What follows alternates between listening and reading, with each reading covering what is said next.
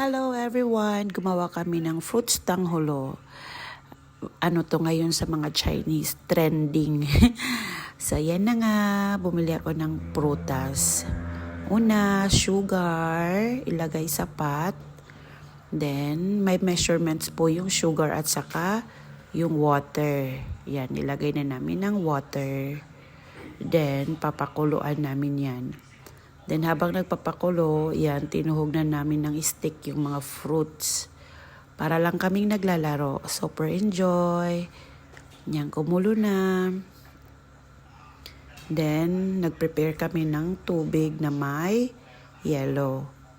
And then, yan na. Try kung effective na ba or okay na ba.